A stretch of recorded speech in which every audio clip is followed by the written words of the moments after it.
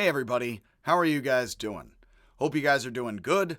I'm Eric Gerlach, and this is another talk on philosophy, Zen Buddhism, Japanese Zen Buddhism and philosophy, and specifically one of the most important central thinkers of Japanese Zen and Zen, Dogen. Not Dogen, but that would be an interesting, Dogen, hashtag 420, and all of that. So, more Dogen, Projecto Nigo 01. I try to fake and make. So, Dogen is the major patriarch of the Japanese Soto school, which is the Caodong. It looks like cow dong, like cow dung, somewhat. Much love. It is Caodong of China, which becomes Soto in Japanese, in the transliteration from Chinese to Japanese. And Dogen is one of the more popular figures of Japanese Zen, and because Americans know Zen through Japan, primarily, and not primarily from China, interestingly, and I'm out here in California, is that, and there's a similar kinds of trees and climate to Japan, and a lot of crossover of culture and all of that, is, by way of Hawaii, plenty. That you have, last time we had Hakuin in the Zen Talks. He is the major figure of the Rinzai, which is, in Chinese, Linji, and I have many a talk on that guy. This is the Soto guy, Dogen, and in Japan, Rinzai Zen became popular with the rising samurai warrior class of the Kamakura period. I would say Kamakura, and of course Kamakura would be the way more Americans would pronounce that. Again, I try to stress third to last syllable instead of second to last to fake it out into equal pronunciation, which it sounds it as best as I can fake it. The Kamakura period from 1185 to 1313 was when the rising samurai warrior class embraced Zen, and particularly Rinzai, not the Soto. When importing everything from the Chinese Song dynasty at the time was all the rage for Japanese elites. That's right at the end of the Song, and then in Japan for the next 200 years, they are imitating the Chinese Song in their own imperial court. So Dogen was born near Kyoto, the imperial capital. Of course, Tokyo is known today as the capital of Japan, but before, in medieval Japan, in the formative period of Japanese culture, it is Kyoto, which is the traditional capital. One of the things that is said, I have not yet been able to travel to Japan. I very much want to. Unfortunately, this is not the year. It's not going to be next year either, probably. But as I make the most tentative and cautious of plans, again, not trying to bring things back and forth, you don't need to, but want to bring myself over there, sort of take and give and bring and leave. That Kyoto is pretty much, if you want to go to the most happening populous city in Japan, you would go to Tokyo. And if you needed to destroy a massive city and your Godzilla, and the thunder or any other thunder lizard, you need to somewhat destroy Tokyo, of course, with the air and then the walking steps through it. But if you want to destroy a more nice place, as apparently one, just like actually, not to draw rough comparisons, but as is said that one of Hitler's generals sort of refused to destroy Paris on the way out, that there was American general was supposed to bomb, I believe, Kyoto or something, and it is told, and I don't know what if any of this is true or false or propaganda or what have you, but Kyoto was very much somewhat spared in Japan, and other cities were bombed, and that is partly, weirdly, somewhat like kind of the Nazi general sparing Paris, because it is sort of, Kyoto is actually where all of the old amazing Japanese kind of palaces and culture is. If you needed to go to one place in Japan in order to have a historical Japanese trip, as people say, and you don't have much money, and you're American, you want to get to Japan, and I have not done this yet, managed to myself, but I'm thinking exactly of this, you would actually most often ignore, and much love, Tokyo. You would go straight to Kyoto and the surrounding region. That's where, again, I'm just bad with geography and all of this, but that's where all the palaces, and that's where the mountains that are famous, that's where everything kind of is that you've seen in scenes of classic Japan. And then Tokyo is actually the big modern capital and modern city, which is is somewhat halfways across the country from Kyoto, which is right dab smack in the middle of Japan. Great place to imperially kind of control everything before modern vehicles and machines can get you easily places. And the islands and all of that. So Dogen was born near the capital city, good place to be educated and be some kind of patriarch, and he sadly lost his father when he was an infant and his mother when he was 8, giving him, as he later said, an early experience of impermanence in life. This is one more time when a major philosopher like Plato, Descartes, probably Jesus, that major founding thinkers oftentimes lose a parent. I sadly joke like Bambi for an audience that largely does not know that, I would hope. I actually was as a very tiny child. My parents did take me to Disney movies. Actually at a UCSF, they had screenings of Disney movies for young kids, and I grew up in the Haight-Ashbury down the Parnassus Hill from UCSF, and they used to show Disney movies. And of course, there's a lot of things in Disney movies like Pinocchio that terrified me as a child. I am now glad, of course, sitting through it. And actually, as a kid, I strangely sort of wanted to sit through the whole thing, even though I was terrified of it, of course. And yes, Bambi is one of those things. There was an early indie cartoon, Bambi versus Godzilla, which shows Bambi, and it's a very short film. Let's just leave it at that. Godzilla versus Tokyo takes a bit longer. But that with this, many major philosophers lose a parent when young and are born in unstable times or stabilizing times out of instability. That is a major thing across human cultures. It's very India, it's very Greece, it's very China, and now here it is, very Japan. Japan! Plane flight. So Dogen began his training as a monk in a Tendai, the Chinese Tiantai, Buddhist monastery in Kyoto. They are in certain ways more traditional Chinese Buddhists, let's say loosely, than the Chan, who are practicing more radical koan practices and breaking from not so much traditional Buddhist worship, but actually more long philosophical discussions of passages of Buddhist texts, and then switching to the more koan texts, as we've been talking about the whole time through Zen.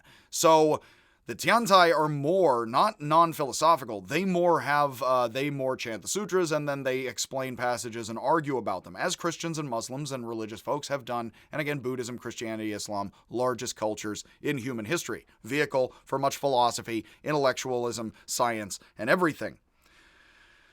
So with all of that, Dogen is from the Tendai in Japan, Tendis. It is the Tiantai of China.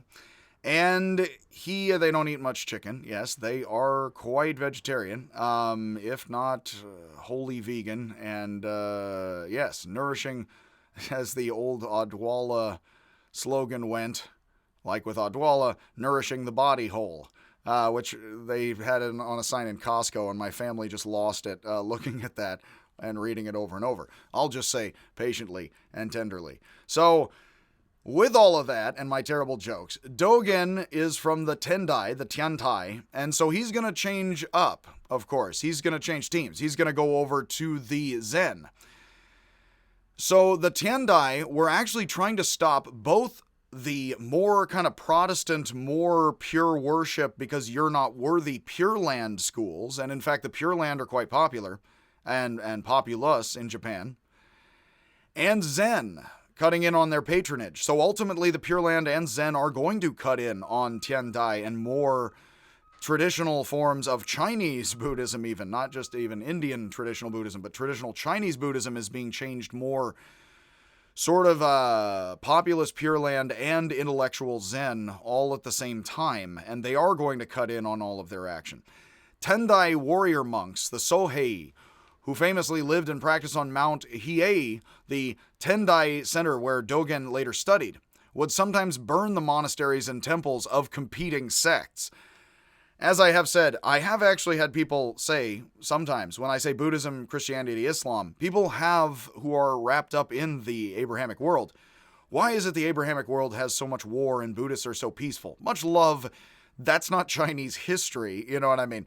Yes, let's lovingly say Buddhists have hoped to have peace and shaved heads and everything nice and stuff. And then also, of course, they support war and they do lots of stuff. So without value judging, let's just say human cultures are very human cultures. So there are warrior monks, delighting the 7-year-old child, you know what I mean, and 7-year-old boy in all of us, the child, again, in all of us, and the warrior monk, most tenderly, who, the Tendai tender warrior monk heart, who basically are going and rampaging against other schools of Buddhism, which is plenty nonviolence and karmic retribution.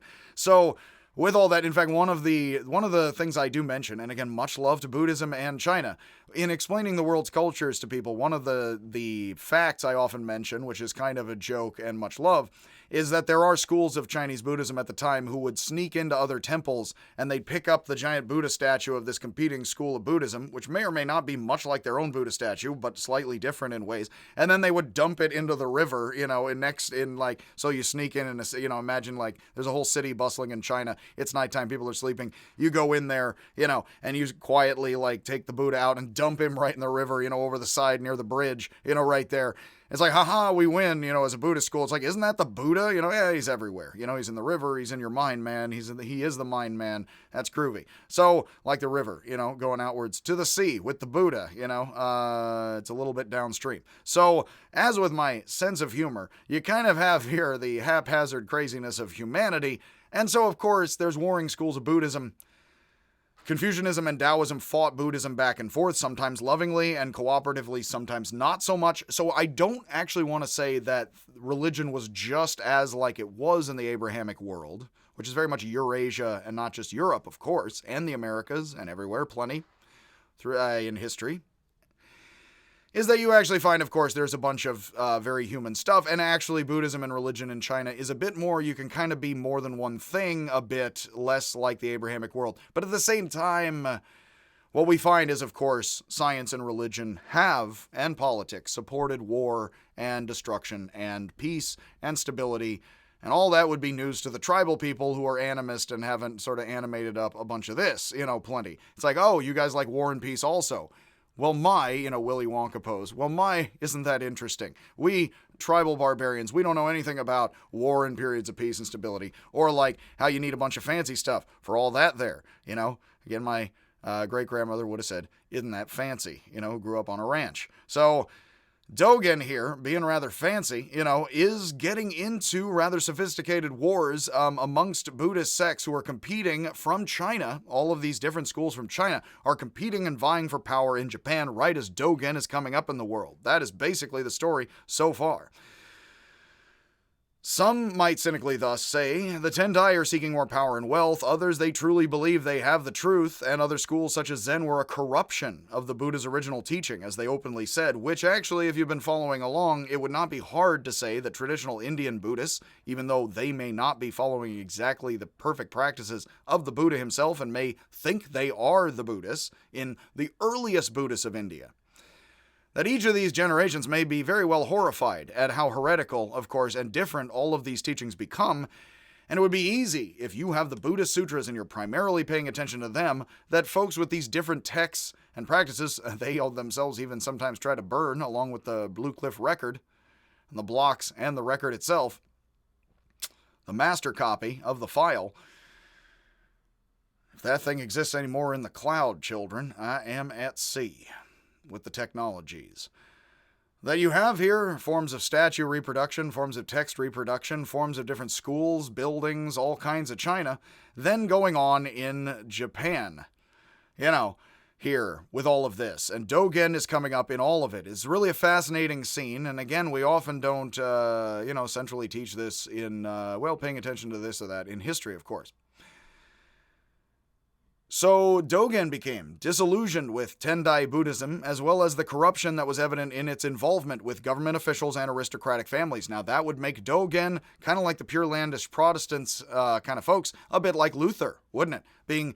And this is very much what you find in Buddhism, is that very much is, as I mentioned a lot, like Catholicism, where people kind of turn Protestant or into different sects of Catholicism away from what they perceive as the corruption and the power and the involvement in the world and the worldliness of the Catholic Church and authority. You find similar patterns Does that go anywhere, or is that perpetual, is an unfortunate question. Well, we find it a lot, all over the place, and hopefully we're up and down and all around with all of that. And again, don't get too cynical about human beings. Remember, again, there still is kittens and sunshine. For now, until I take them all away from you.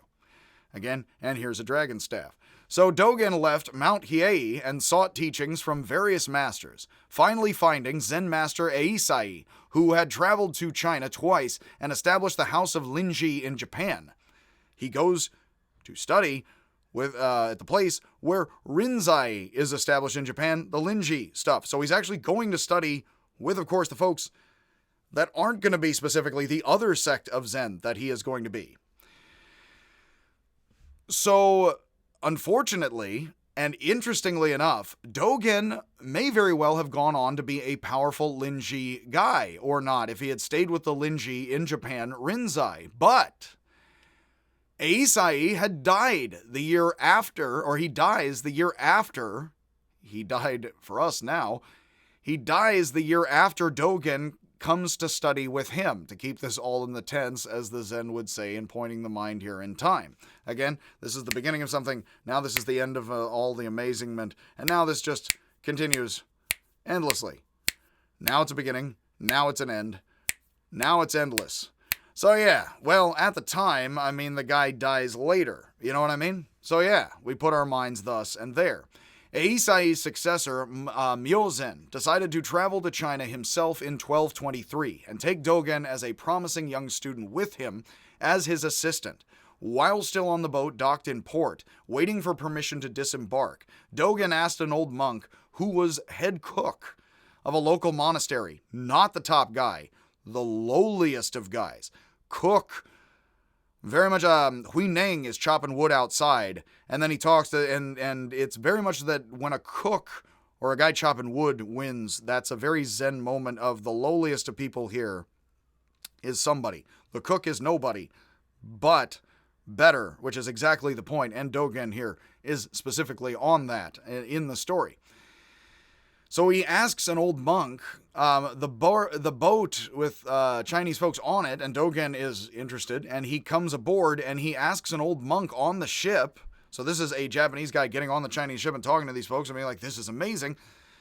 He asks an old monk who's head cook of a local monastery buying dried Japanese mushrooms from the merchant aboard the ship why he worked at being a cook rather than concentrate on zazen, seated meditation. The cook laughed and said that the boy did not yet understand the teachings of the ancients, astonishing and shaming him. It's like, why? Now that is a bit Taoist and then a bit Chan and thus Zen. Why are you, and this is as much as actually, ironically enough, don't you think, Dogen is one of the people who probably most convinces American audiences and others outside of Japan that Zen is all about sitting there silently, occasionally asking what is the sound of one hand clapping, and being very sullen and quiet and just meditating forever. Funny enough, if you follow all my talks about Buddhism and all this philosophy, there's actually been back and forth issues in early Buddhism all the way through about whether or not how much should you sit versus do anything. And I am an impatient, manic person. I don't sit and meditate, but I do like Taoism and the zaniness, so I will just fully admit, I do like the idea of Taoist patience and slowing down and trying to meditatively do anything. And if you listen to Thich Nhat Hanh, he says, hey, meditate, you should. He also says, and we'll get to Vietnamese Tien and all of this, which is Zen in Vietnam, that you can do anything meditatively. Walk. I have tried to actually. When I'm walking places, I try to slow down a bit and just walk at a reasonable pace rather than allow myself to walk quickly and power through, which is hard for me. Trying to slow down and just walk reasonably, and it's calming. It's funny, but again, I get over caffeinated. I'm like, walk, yeah, right. And it's like, hey, just slow down, enjoy, smell the roses is amazing. It's silly, but it's slowing down and paying attention to how it feels to tie your shoes can be an interesting experience, even if you're not on las drogas, mijos. So, as with all of this stuff, you basically can slow down and feel anything out. So that's very much what the cook is telling him. It is very Taoist, but also very Zen to say seated meditation polishing the tile. That's somewhat stupid important, but at the same time, no, that's not all you're doing. And if you think I should sit more rather than cook, kid, You clearly don't understand what Zen's all about if you think cooking screws you up. Like, that is not very Zen and Taoistic in all of life at all.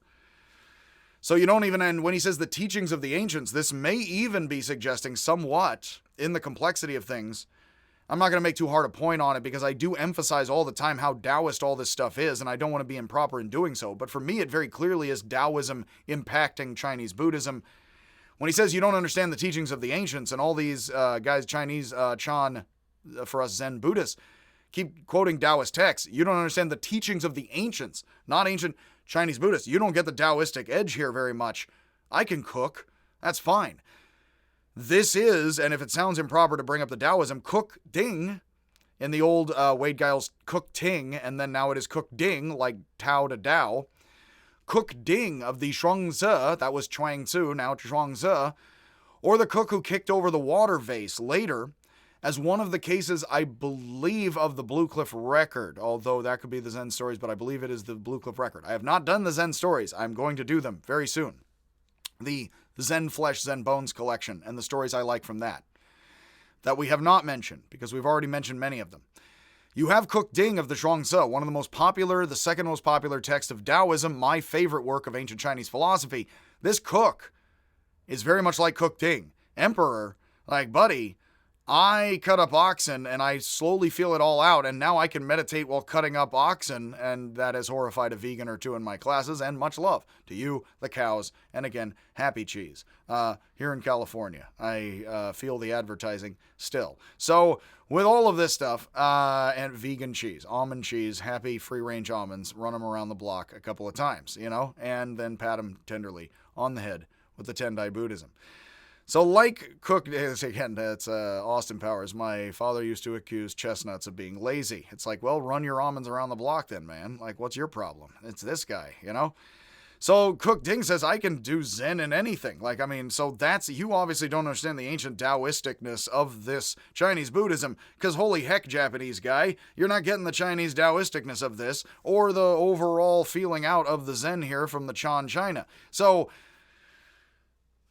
the Dogen is ashamed, funny enough, because he's like, this lowly cook just slapped me in the face here with this, and holy heck, like, he's right, and I'm an idiot. So he realizes, well, sort of like, again, the cook kicks over the water vase, I believe in the Blue Cliff Record, and it's like, well, the chief monk loses. Like, you're an idiot. So it's a very similar story to the Shuangzi and then the Zen koan. So chefs get some credit for wisdom, as do grandmothers. We're going to get to the Zen Flesh, Zen Bones. It's very Mahayana Buddhism, and then Zen to have grandmothers up and Zen monks, because an old granny, interestingly enough, a young girl with pigtails or an old granny often can be some sort of enlightened. Usually a woman of sexual age is not actually so enlightened, but a woman either pre or past sexuality can be this amazing wise figure in the text, which is, much love, kind of patriarchal and a bit kind of, I would say, cryptically, kind of misogynistic. It's like, women it's like men get confused with these things. I do, as much as I can. So, as with this, of course, and my jokes, intentionally to confuse you and mislead you away from that subject, back to the subject, of course. What were you thinking? That you have with this, of course, lots of wrestling with lowly and high positions, of course. And that you have here the cook overturning the monk here definitely shows up the Japanese patriarch, who has yet to be the patriarch, and yet is, of course, at this time and before Japanese. So unfortunately, Dogen was disillusioned by the practices in the monasteries in the house of Linji in China, molded in the way of Dahui. Already have the talk on him, as monks shouted and held up fists, but did not seem to grasp the deeper meanings in their imitations of Huineng, Mazu, Xiaozhou, Joshu, and Linji, Rinzai. But in 1225, 2 years into his trip in China, Dogen heard that Caodong master Ru Jing, so he goes to China for Rinzai. He ends up finding what the Japanese call Soto instead, and that's because he sees people holding up fists and pretending, like Gute with the kid getting his finger cut off, which is a memorable moment, specifically, and stands out because you are supposed to be nonviolent, and you're not supposed to be violent with children, certainly with knives at all. That's very uncommon to cultures, plenty. So, with all of these founders, Dogen hears that the Soto, the Caodong master Ru Jing, who taught the silent illumination, more seated silent Chan of Hongse, was the abbot at Mount Tiantong. So Dogen wrote to him and said that he wanted nothing more than to study true Buddhism with him. Ru Jing was impressed and wrote back, inviting Dogen to study with him and ask questions anytime, day or night. Sadly, Miaozhen died soon after this, leaving Dogen in China alone studying with Ru Jing. So his companion, excuse me, his companion who he came over to China with dies, and then he is somewhat alone, but with the master he will study with. A year after that, in 1227, notice again, that's 200 plus years before the Gutenberg press, and the Protestantism and all of that. So while listening, which is actually more like 400 years later. So 3.5, I'm not going to overly quantize. While listening to the Ru Jing lecture, the assembly of monks, and hearing Ru Jing say in the lecture, some of these koans are from these lectures, and again, we covered the lectures of Linji most fiercely, quote, casting off both body and mind. Dogen, end quote. Dogen experienced great enlightenment. Again, we are clipping that somewhat out of context, as later schools of Zen somewhat do, as the turning words here. And of course, go back to all of that and study more on that. This is my lecture on Dogen, and as I mentioned, Dogen is actually not my guy, but many people are very into him. There's a lot of literature on Dogen, a whole lot, in fact. I find much less on the earlier Chinese patriarchs. Much love. I love Joshu and now Linji. And I very much recommend Linji's sermons, although I covered that extensively, so I recommend my own videos. How could I? It must be the ego. It is clear that Dogen believed that Gautama Siddhartha, the original Buddha of India, passed the Zen tradition to Bodhidharma, who eventually passed it to Hongze, who passed it to Ru Jing, who passed it directly to Dogen himself. He very much believes he is getting the authentic holding up of the lotus of the Buddha. He believes that. There's no reason not to believe that he believes that, and that he got the silent spirit. Ru Jing would routinely refer to Hongze as, quote, the old Buddha, end quote. And aside from Ru Jing, Dogen refers to Hongze more than anyone else in his writings. He is covered a bit under Da Hui at the end.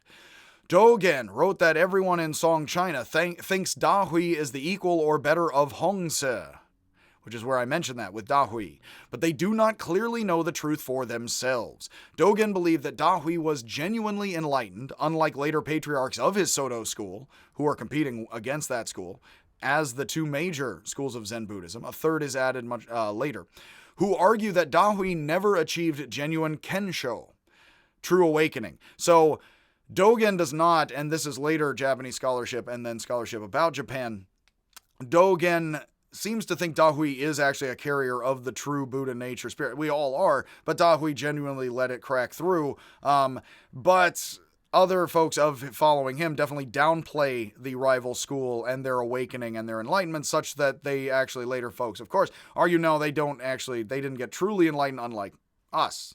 And again, a little bit, much love and all of this of the human, and again, the tallest thing on earth is the self. The widest and greatest thing is the mind, as Bodhidharma says. And these guys have never heard of that guy again or before. So Dogen wrote that Da Hui focused on koan practice to achieve awakening.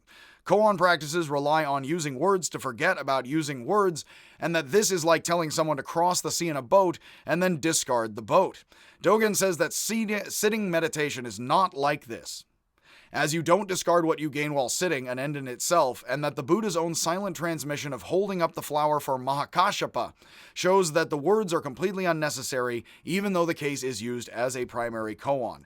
Now, I do have to stop here and say something, which is, and much love again, but critical context and all of these things. When Dogen is saying, and I'm not saying I'm better or worse than Dogen, how dare you, that what Dogen is saying, yes sir, is that what the Buddha originally, and it cannot be unknown to Dogen, the Buddha himself says the teachings and the practices are like a raft. You kick the raft off when you're done and you're across the water. He says that. Now that could mean a lot of things by that metaphor.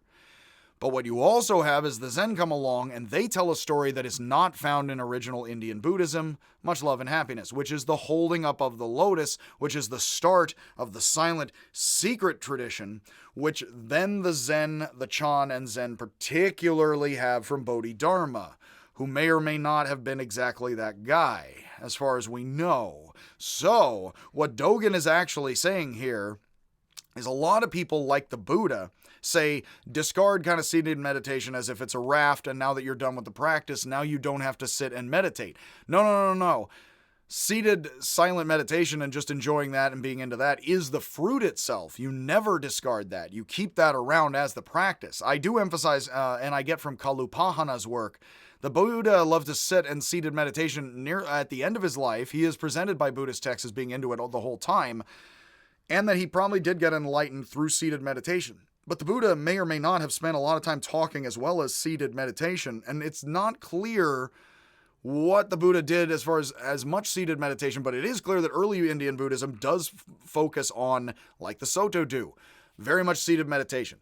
We have had, in the course of these many, many talks and this history, that koan practice becomes a new kind of literature. It becomes a new kind of text. In fact, it's controversial enough that the guy who creates the Blue Cliff Record tries to burn it and the text. So these guys, and Dogen is actually saying, no, the seated meditation is the raft you keep around. All the texts and the words, that's unimportant. Now, that's a very interesting moving around of the pieces we've already had, if you notice, because the Buddha technically does not, according to Kalupahana, and I trust that he, again, knows Buddhism up and down better than I, very much, is that he would say the Buddha is very pragmatist and very Wittgenstein, and I love those connections, so you can kick the practices to the curb and clear ground whenever you want and just forget about it. I have enthusiasms, my Louisville Slugger collection. But with all of that, you don't have to give up, kind of anything or stick to anything really with that sort of Taoistic attitude. But we notice what happens is Dogen goes to China and sees people being like, I'm holding up my fist. I'm an amazing, crazed genius, and not really understanding the ways that people were quietly and patiently holding up a fist and then being more meditative, let's say, in their understandings or pervasive or conditioned well. So what Dogen says is, no, you never just meditate in order to then, notice this is back against the tile polishing story. It's not that tile polishing is, it's like the seated meditation is very much the mirror you are. You could read these things in these ways easily. I'm not saying you should or shouldn't. He is very much downplaying the Buddha's raft story and playing up holding up the lotus. He's holding up the lotus, and he's very much kicking the raft to the curb, ironically enough. So meta, bro, is he's holding up positively the story that's very Zen of holding up the lotus, and he's kicking to the curb the far more original Indian Buddhist talk and metaphor and parable of kicking the raft to the curb. It's odd, but that's very much Dogen. And that is a bit weird insofar as holding up the forms together to the light, but one of these things is and is not like the others, as I learned long ago from a large bird and other things on Sesame Street. So, this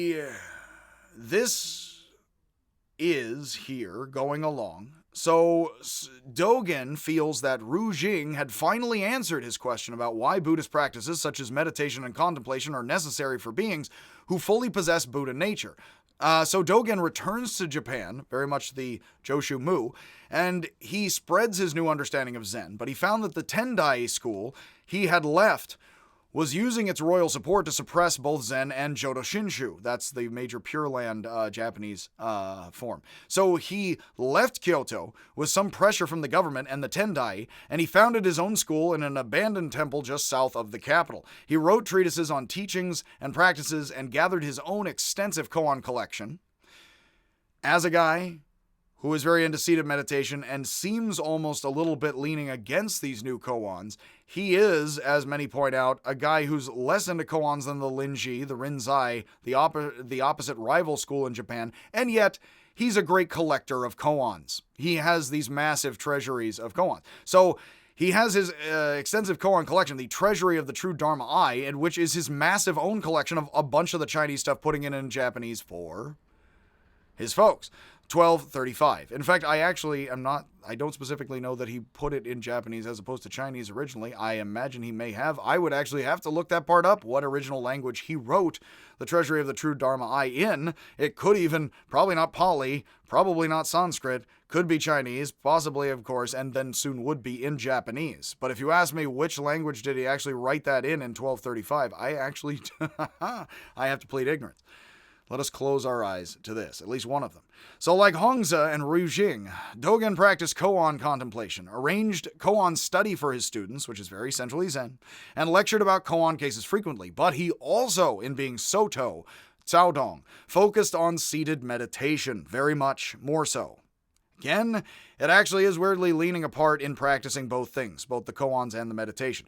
Ultimately, Dogen taught to do nothing but sit, meditating with bright, alert attention, free of thought, directed at nothing. So even then, he's not necessarily saying concentrate on the mu of Joshu. He's like, well, empty your mind very much. That is more the American understanding of Zen. And in that, I actually do have to say, I find it fascinating how much letting the Taoist crazy in and then trying to hold it out becomes a very serious practice and a half you can find here. And you can easily see it. And again, welcome everyone to think about and judge that, and not so much pick and choose as they like. So in his general advice on the principles of Zazen, which is seated Zen meditation, he wrote, and that's the Japanese term again, for Zazen, a quiet room is suitable. Eat and drink moderately, cast aside all involvements, and cease all affairs, extramarital or otherwise. Do not think good or bad. Do not administer pros and cons before the court. Cease all the movements of the conscious mind, the gauging of all thoughts and views. Have no designs on becoming a Buddha. So, in a certain weird way, kill the Buddha, a bit like Lin Ji. But he doesn't say it that way, and he may find that a bit too violent in speech. Dogen's greatest work is the Shobogenzo. That should be, of course, in order to be consistent, the Shobogenzo.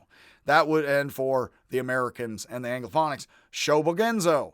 95 lectures and essays between 1231 and Dogen's death in 1253 that he gave on all sorts of subjects, including monastic rules, the practice of seated meditation, and the meaning of Buddhist teachings. Dogen felt the need to write a great deal to preserve what he learned in China and transmit the teachings of an Indian philosopher to Japan via China and all of the practices, and Bodhidharma and the lotus, which may not have been India. And Dogen said we must always be willing and open to be disturbed by the truth. The French philosophers call this rupture with Bataille and onward to postmodernism. And they get that very much from Bataille. I have not given my Bataille talk yet. And when I do, yeesh. But yes, rupture, which is very surrealism and modern existential moving to postmodern. Very French. We need to be open to being disturbed and overturned, the turning words, by the truth. To have what we think conventionally makes sense and the certainty of our world called into question. Now, these Zen folks aren't the most 60s counterculturals, but that language would certainly sound countercultural, and to Hegel, and then onward, as I just have been giving the Hegel talks, got to give another one today. Is most counterculture turning to the culture back and forth? So in his discourse on doing one's utmost in practicing the way of the Buddhas, a very specific text, of many, many texts in this collection, the Shobogenzo, one of the primary lectures in the text, first and foremost up there in the text, arranged. Dogen says that all Buddhists naturally show delight in understanding and compassion, and have treated the practice of seated meditation as, quote, the proper and most straightforward gate for entering the way, end quote. Now that is, again, in context, just allowing you to think as you want about all of these schools and other things most freely and not doctrinally here. Again, being open to being shocked and disturbed a bit. And not trying to shock and disturb the Soto. And again, they have settled their beings most assuredly, I am sure, as them right now, most mystically. That is very heavy on the meditation being the straightforward way, yes sir, this. And again, the Taoists and others, folks, are not so much into that, but are also. So all beings have Buddha nature, Dogen argues, which makes no distinction between self and others. Our minds, I am very into, without getting all into it, our minds snap in. It is very difficult for you not to understand, if we're not completely ignorant, the world the way others do, and then we feel very much carried by our minds in opposite ways, like Huineng, it's your minds that are moving. Usually, and I like getting anti-racist and other stuff, but I will leave all that aside, When you look at a situation, everyone understands the situation and feel about it and feel the other feels about it, and then they have wild ideas and designs that then take us quite apart. Let's just leave all this pleasantry where it is, yes? Most unpleasantly, in our all-too-human world. So, again, only humans can be inhumane. Can bears be inhumane? Can rocks? I don't think so. So, with the inhumanity of humanity, with nothing else being inhumane like us at all, or us so oppositional in our words and talk, as far as we can speak to my cats, that this is, of course, somewhat, this is very much somewhat sticking to the seated meditation and all of these things. And what you have is that there is a mind that doesn't make distinction between self and others. We all snap into that, and then we go opposite ways about it. Now, what you can find here is two different practices. Should you talk a bunch and act out of turn and do more performance art, which is very Taoistic, Chan and Zen and Joshu, go around slapping people in order to upset yourself and freak yourself out? Or, with the better way, which Dogen is clearly arguing here, be to sit quietly and meditate and take it all in and stop talking and shut your yapper plenty. Well, certainly they both believe, all of these folks, in back and the forth, and yet Dogen is taking a very decently seated position here on one side, isn't he? It's not so much as Lewis Carroll says, fully a-sitting on the gate. He is seated on one side, quite clearly, in the meditation is central position here, and quite essential. It is a bit of an essentialist position for a Buddhist. But there are many of those. So all beings have Buddha nature. We have a mind that makes no distinction beneath kind of the other things and amidst it, most transcendentally, of our mind and all of these states. And we can put this oneness into operation by following the road away from dualistic thinking, which is beneath our dualistic thinking, or is it as it and disturbed, and dualistic thinking's explanations that block free passage like the nodes in bamboo and the knots in pine wood. That's very good to think about. Dogmatism, or the ways that we are dualistic, is something like if you are cutting through bamboo or you're cutting through pine wood, which bamboo and pine wood is aplenty also in California. The pine wood sometimes more pleasantly than the bamboo for folks. I have, my family likes planting a bunch of plants. And definitely my dad told me a while ago, it's like, I know how much our family is a bit hippie-ish. Never plant bamboo, in your yard. Much love. I don't mean that as, being culturally supremacist in the slightest. I mean because bamboo will take over your yard. You know what I mean? Bamboo is amazing, at spreading. So you need to be very careful. Plant bamboo in a pot and enjoy the heck out of that. You plant it directly in the ground, it will figure out the ground and your life and your yard very much. But as we are cutting through the bamboo and the cultural prejudice, and again, I am not at all being racist. I insist, shut up, that as we cut through the various forms of wood and my sense of humor, you basically, of course, in cutting through it, if you try to slice through bamboo with a saw directly down the bamboo, you're going to have a hard time, like the white ski instructor from South Park. But if you cut crossways, you don't cut through the nodes, the blockages between the tubes, you can slice plenty easily right through it. Well, if you're cutting through pine wood, there's knots, and there's like thick, the eyes kind of the tree and the branches, etc. And of course, if you try to cut through that, it's very tough. But if you cut through, that's cooking, and the cutting of the knife also through the unfortunate oxen, is that you can cut through and slice through, because I know how to patiently find the gray areas between the black and the white, and I can slice right through these things. That very much is, of course, a decently Japanese kind of samurai sliceness of the sword kind of thing. I am going to get into Star Wars and other things. Star Wars and Kill Bill both mix up the kind of more crazier, zanier kung fu Chinese movie thing with the more kind of stark Japanese kind of quiet samurai movie. The kung fu movies and samurai movies, Chinese movies and Japanese movies, are very different movies in many ways. Similar, but you can see both mixed up, I love to mention, in Star Wars and Kill Bill. Yoda is very much a Taoist. Darth Vader is very much a samurai. Those are two completely different, genres of East Asian movies and cultures.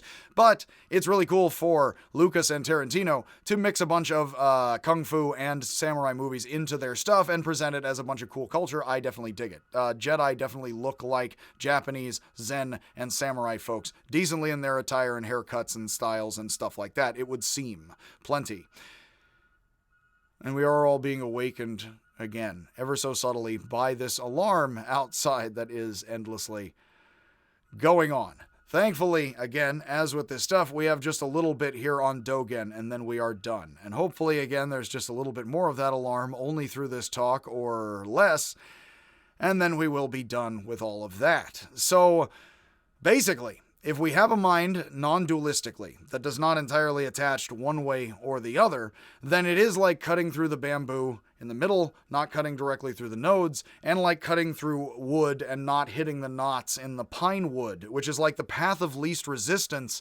The Buddhists have a phrase from early Buddhism, expedient means, is one of the ways it is translated into too many syllables in English, which is actually sort of wu wei, less acting is somewhat like Buddhist expedient means, which actually the Buddhist expedient means does also refer to look at the color green and ring a certain kind of bell, and that can help you in more esoteric Buddhism get enlightened in a certain kind of day of the month or something like that. That, of course, is expedient means that gets tantric and quite esoteric, and I actually tend to err more on the side of the broader general philosophy than esoteric aspects of ritual. Insofar as they're symbolic at all, of course, I'm all over it. And I'm like, oh, look at the philosophy and the concept right here in this most of conceptual art. So that said, let's read a couple of passages lovingly over that beeping outside, and I know that you can overwhelmingly listen to my voice, again, while we are paying attention to many different audible things peripherally, like the robbers in the countryside, which is most on camera, and then off, and then we're paying attention to the Emperor anyway in multiple ways. So, whether or not you're feeling the tactileness of this as you listen to the sound of my voice. So when we speak, Dogen says, of the correct transmission of our tradition, the straightforward Buddha teaching of direct transmission is, quote, the best of the best. The silent transmission of holding up the lotus, that's better than a lot of the rough Buddha talks, gotta tell you, as this later Zen folks. So, from the very moment when a student comes face to face with the spiritual friend and knowing teacher they seek, there is no need to have the student offer incense, make prostrations, chant the names of the Buddhas, do ascetic practices and penances, or recite scriptures. That's religious practice the whole world over. Like, he basically is saying, when you meet the student, with the puff and the silence there, when you meet the student here, and watch it kick back in, of course, as it always does, that when there is the meeting up, there's no need for the student to do any of the traditional, like, religious practices at all, really. Now, this is a guy who's a religious patriarch. He definitely likes all of these practices he just mentioned. Like a lot of Zen folks, this is a little bit quieter than Lin Ji is. Kill the Buddha, nuts of that guy, burn, with Huineng, rip up the sutras. There's no really need for all these specific religious practices, all of which we do. There's no need for that at the beginning. No. Okay. All these things he is in charge of maintaining, of course, in the community plenty, as well as puts others in charge of each of these things. So, I'm sure there's an incense master, and plenty of folks who work for that dude. So the master just has the student, Dogen says, do pure meditation. Pure. That's quite essential. Until they let their body and mind drop off. For letting drop off both body and mind are the enlightening turning words for Dogen. You must realize that even if all the Buddhas, who are as immeasurable as the sands of the Ganges, the the river in India, he's never seen it, were to exercise the demons, were to exercise their spiritual strength and attempt to gauge the meditation of a single person by means of their awakened wisdom, they would be unable to reach its boundaries, try as they might to fathom them. I do love Joshu. What is the depth of the deep? And Joshu says, your questioning me is the depth of the deep, and it seems like my heart will go on. So, what Dogen actually says here, he says there are infinite Buddhas, infinite saints, infinite God-like beings. If all of them tried with all of their might to find the limits of enlightenment and openness of mind and spirit of the of a single lowly individual, all of them processing and, it's like file processing. It's, I have friends in various professions where you have to let the files, process in the computer for hours, of course, for video or files of doing massive amounts of accounting and other such things, is that you need to let the file, of course, work for 3 hours plenty of the time. And it's like, if they all processed endlessly with all the RAM in the world and not, they could not contemplate or calculate the openness and the enlightenment of a single individual, which of course means it is simply open, thus is unquantizable and incalculable, is inestimable, is unconceptualizable. You cannot draw limits around it. None of the Buddhas can in the slightest, try as they all of them might, is what he is saying. That is as pleasant a Japanese way of saying, cut off the heads of the Buddhas, nuts to those old fools, these are hitching posts. That's a very, very nice way of something that could easily be interpreted as meaning a whole lot of the same and the depth of the deep. And Joshu says when a rabbit runs out, I like to kill, pal. I don't know. He doesn't say kill the Buddha, cut off the head. All the Buddhists couldn't figure it out, man. That is Joshu. It says, what is the true meaning of Buddhism? And one of the central koan-generating geniuses who Dogen knows all too well, says, to the end of time, you will never single it out. I love teaching Wittgenstein and Buddhism and stuff. I do remind my students in the name of Wittgenstein, on all that is holy and good and mystical and right with logic and the world. Can you fully explain apples? Can you come up with the paragraphs that perfectly explain apples? Wittgenstein would suggest no one ever could. And it is a very similar sort of philosophical problem. Why can you not come up with the complete paragraphs that explain apples perfectly, and no one points to the book and says, let's keep those 17 paragraphs, which is much more old text, which isn't even that long in human history. Having a lot of text is this and then Gutenberg and other stuff for the Catholic Church at the same time. Having more than 400 books is extremely rare in the world and has been all throughout human history, and these guys have 400 texts actually in 1200s Japan.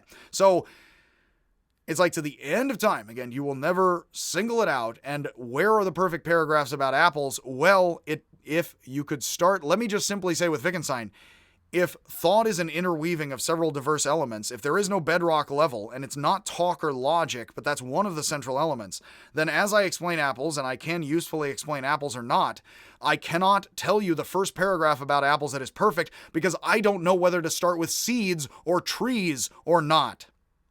Because if I start with a seed, is that the beginning? If I start with a seed, is that the end? What am I doing? Where's the organization here? I could start with seeds. Okay, if you have a box that is apples, does seeds go in the box or not in the box? What if there's a seeds box? Does apples go in the seeds box or not in the seeds box? I have an apple box in my head, okay? I have a seed box in my head. Which one goes in which one? Well, if you just network them as much as you need to, if you just cross them as much and blur the boundaries and interlink them as much as you need to, you don't need one to be in the other one, especially if ferns have seeds and not apples. Like that. If you try with Wittgenstein or Buddhists to figure it out more than that, you never will. Because you do not arrange your thinking logically. Because you just interconnect things as best as you feel it out. That is what Buddhism and Zen and Wittgenstein very much suggest, and it isn't that feelings are the bedrock level or desire either, because Wittgenstein and Zen very much suggest if you feel out the feelings, you can see the feelings are there, often the words are there, the feelings of tactile feeling are there, and you know what? It's all very much there, as many different interwoven elements, and if you try to sit on, well, as I am suggesting here, a little bit anti-Dogen, with the tile story, and I'm sure Dogen understood this plenty much more. Again, he did far more seated meditation than I ever will. The snap of the fingers, the seated meditation, the tile, this finger, all of it is interconnected such that if you try to make one of it the basic metaphor or the basic thing, you're gonna have a hard time. Which is why I say, where's the perfect starting paragraph about apples? You're never gonna have it. Either in English or the tongue of Adam or Eve or Steve or whomever. Why? Because any explanation about apples could or could not include seeds or not, depending on our purposes. Where are you where you need to describe apples for all conceivable purposes? You never are anywhere where apples need to fit into all conceivable purposes. So actually, you do not have a set universal concept of apples, is what Wittgenstein would suggest. And in fact, while I nerd out about that here, and forgive me, it very much fits here Dogen and his intuiting of, and I would say paraphrasing of, many more violent, somewhat provocative, more Taoistic kind of language in China.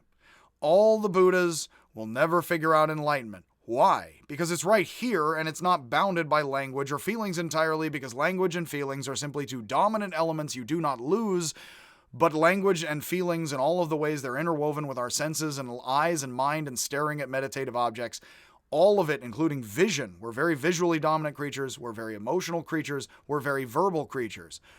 Which is the bedrock level? The emotions, the desires, the attachment, the words and the having words or not, the senses and staring at an object or seated meditation and feeling tactilely seated. All of it is primary. All of it is basic, and the mind has trouble jumping to the single correct element like the monkey mind. It's because the elephant is actually sort of the interwoven whole, is mind, and it continues to lumber onward. So, how do you figure out if it's seated meditation or these words or not that is Buddhism? Well, all the Buddhas wouldn't be able to figure it out or give you the first paragraph about apples. You and I understand apples fine enough. We don't need the first paragraph about them. That's perfect. We never have.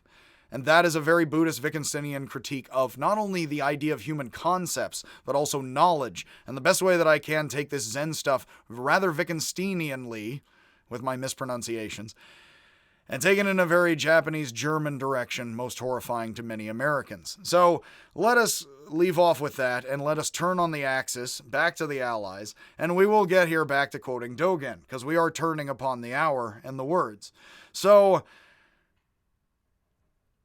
after that here, we will continue. So in the Shobogenzo, again, Dogen continues with the quotes, someone who is befuddled and confused by doubts may ask, since there are many gates into the Buddhist teachings, why bother to do just seated meditation?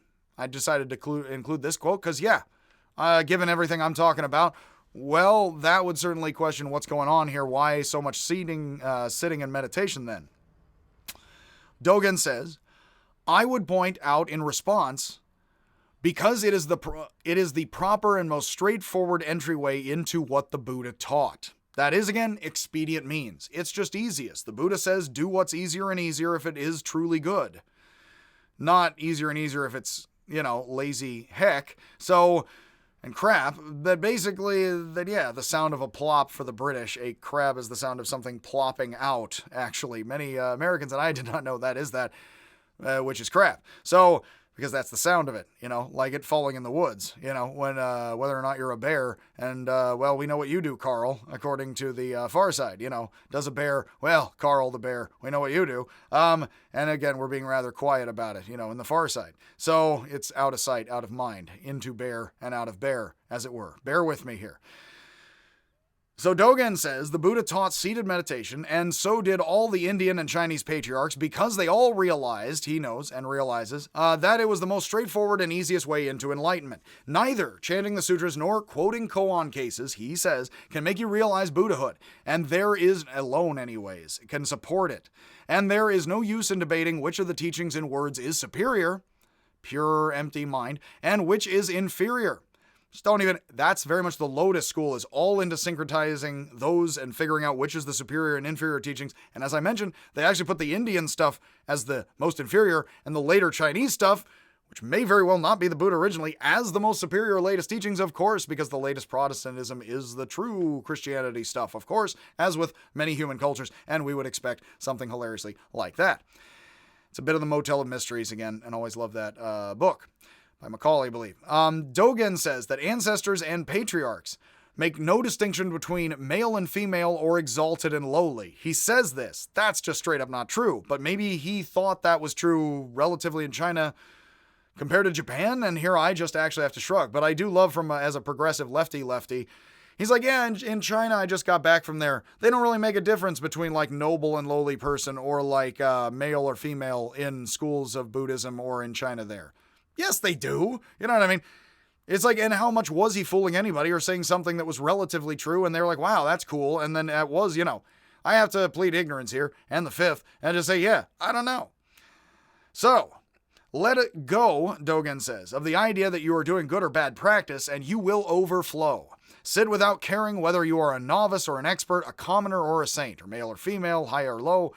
There is no separation, he says, of mind from body, and Buddhist sects that teach this are heretical, destroying the true teaching and practice. Notice he is taking sides against different Buddhist schools, most evangelically. All things, Dogen says, including our bodies, are the one mind. That is most, and very centrally, Zen. Indeed. And again, as Confucius says, and Dogen would certainly, as a Japanese but then post-Chinese Buddhist, would say, it is truly in the cold of winter that you can see how green the pines and cypresses are and how much we can cut around the knots or through them. Much happiness, much love, again, enlightened meditation, sitting, and or Taoist face slapping with your original face.